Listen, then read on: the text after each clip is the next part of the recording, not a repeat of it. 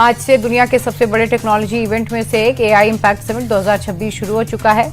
India AI impact summit आज से 20 फरवरी तक नई दिल्ली के भारत मंडपम में होगी। समिट के साथ इंडिया एआई इम्पैक्ट एक्सपो 2026 का आयोजन किया जा रहा है।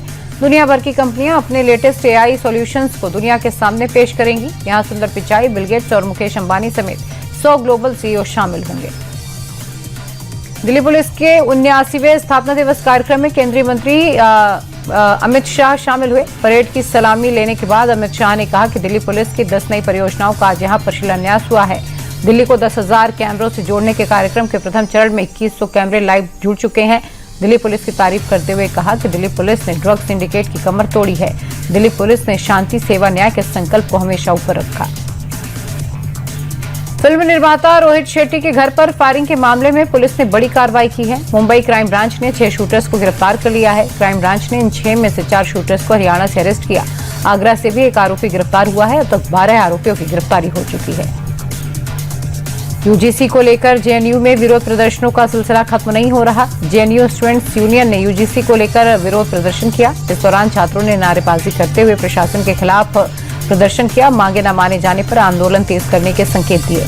इस प्रदर्शन के दौरान एक बार फिर ब्राह्मणवाद मुर्दाबाद, ठाकुरवाद मुर्दाबाद और हिंदू राष्ट्र मुर्दाबाद जैसे नारों का प्रयोग किया गया। और इतना ही नहीं, इस दौरान बीजेपी के प्रमुख नेताओं के खिलाफ आपत्तिजनक नारे भी लगे। बिहार के कटिहार जिले में कुर्सेला हाट बाजार में भीषण आग ने तबाही मचा दी। रविवार की रात NH-31 किनारे स्थित इस हाट में अचानक लगती आग ने विकराल रूप ले लिया। अनुमान ये है कि 150 से 250 दुकानें तक पूरी तरह से जलकर इसमें खाक हो गई। आग की लपटें कई फीट ऊंचाई तक नजर आई। धुआं जो है वो दूर दूर तक दिख रहा था। दमकल की गाड़ियों ने जब तक आग पर काबू पाया तब तक अधिकांश दुकानें जल चुकी थी।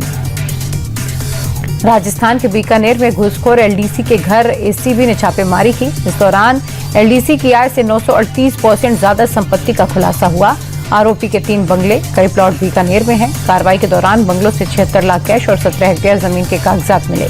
साथ ही 3 गाड़ियां, 2 बाइक, करोड़ों रुपए के लेन देन से जुड़े कागजात भी बरामद किए गए।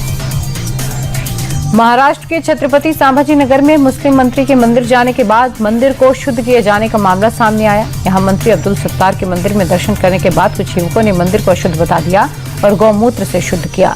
अब्दुल सत्तार कल महाशिवरात्रि के मौके पर रहीमाबाद के नागेश्वर मंदिर गए थे। उनके जाने के बाद कुछ युवकों ने सत्तार के दर्शन पर आपत्ति व्यक्त की। हैदराबाद में आईएमआईएम कार्यकर्ताओं पर हमला हुआ है। ओवैसी की पार्टी के कार्यकर्ता महाराष्ट्र के बुल्ढाना से हैदराबाद जश्न में शामिल होने आए थे। रात करीब 10 बजे गोलपुरा क्षेत्र में आईएमआईएम का झंडा लगा जो एक व्यक्ति गाड़ी को रोककर अज्ञात लोगों ने कार्यकर्ताओं के साथ मारपीट की और पार्टी का झंडा फाड़ दिया। घटना तब हुई जब ये कार्यकर्ता पूर्व सांसद इम्तियाज जलील के नेतृत्व में रैली में शामिल होने के बाद रात्रि भोज के लिए जा रहे थे। चेक बाउंस केस में बॉलीवुड एक्टर राजपाल यादव को बड़ी राहत मिली है। दिल्ली हाईकोर्ट ने राजपाल यादव को 18 मार्च तक के लिए अंतरिम जमानत दे दी। इसके लिए राजपाल यादव ने शिकायतकर्ता के अकाउंट में 1.5 करोड़ रुपए जमा किए हैं। कोर्ट ने राजपाल यादव को अपना पासपोर्ट सरेंडर करने के लिए कहा। आज डॉक्यूमेंटेशन क्लियर होने के बाद कल तक वो तिहाड़ जेल से बाहर आ सकते हैं।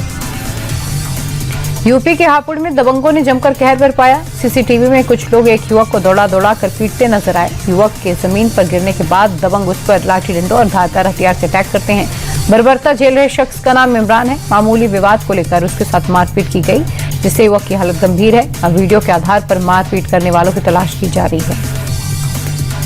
झांसी में 2 पक्षों के बीच हुई जमकर मारपीट का वीडियो सोशल मीडिया पर वायरल हो रहा है। बताया जा रहा है मामूली कहासुनी के बाद शुरू हुआ विवाद देखते ही देखते हिंसक झड़प में बदल गया।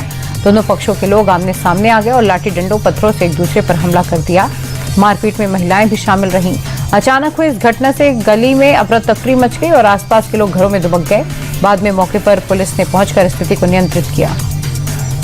यूपी के सीतापुर में बीजेपी विधायक ज्ञान तिवारी और एसओ संजय पांडे के बीच तीखी नोकझोंक हुई, जिसके बाद विधायक अपने समर्थकों के साथ धरने पर बैठ गए।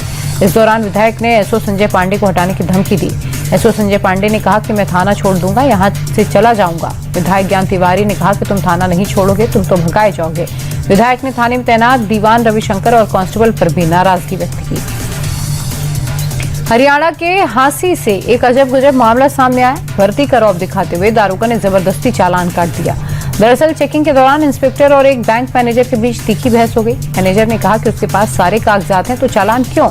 इस पर एसआई गुस्से में आ गया और बोला कि चालान तो करूंगा, चाहे तो प्रधानमंत्री से शिकायत करो। इसके बाद दारोगा ने 8,000 रुपए का चालान कर दिया। जयपुर के प्रसिद्ध ताड़केश्वर महादेव मंदिर में महाशिवरात्रि के दिन पुलिस से विवाद के बाद पुजारियों और भक्तों ने नारेबाजी की। बताया जा रहा है कि शिवरात्रि के दिन पट बंद करके सभी पुजारी गर्भगृह में पूजा कर रहे थे, तभी पुलिस जबरदस्ती जूता पहनकर गर्भगृह के अंदर घुस गई और पट खुलवाने लगी। इसके बाद विवाद काफी बढ़ गया। पुजारियों ने एक इंस्पेक्टर पर मारपीट का भी आरोप लगाया। जम्मू कश्मीर के डोडा के भलेसा और गंदोजाई क्षेत्र में ताजा बर्फबारी के बाद खूबसूरत नजारा दिखाई दिया। डोडा जिले की पहाड़ियां सफेद चादर में ढकी हुई हैं, जिससे पूरा इलाका स्वर्ग जैसा प्रतीत हो रहा है। घनी बर्फ की परत ने प्राकृतिक सौंदर्य को निखार दिया। स्थानीय लोग जहां सर्दियों के इस सुहावने मौसम का आनंद ले रहे हैं, तो पर्यटक भी बड़ी संख्या में यहां पहुंच रहे हैं। यूं तो उज्जैन के बाबा महाकाल के दरबार में हर दिन श्रद्धालुओं का तांता लगा रहता है, लेकिन महाशिवरात्रि के दिन एक दिन के बाद साल में सिर्फ एक बार दोपहर के समय भस्म आरती की जाती है। संतों की टोली बाबा को दूध, दही, घी, शहद और शक्कर से स्नान करवा रही है। फिर बाबा को भस्म अर्पित की गई। इसके बाद पुष्प मुकुट से सजा सेहरा भोलेनाथ को अर्पित किया गया। मंजीरा और शंख की धुन से पूरा माहौल भक्तिमय हो गया।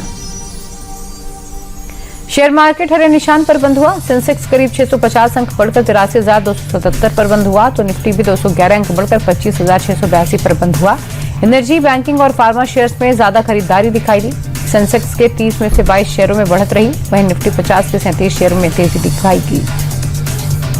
देश की सबसे बड़ी एयरलाइन इंडिगो बड़े पैमाने पर पायलट की भर्ती करने की तैयारी कर रही है। जल्द ही कंपनी 1000 पायलट भर्ती करेगी। दिसंबर में फ्लाइट रद्द करने और क्रू की कमी के चलते इंडिगो ने यह फैसला लिया है।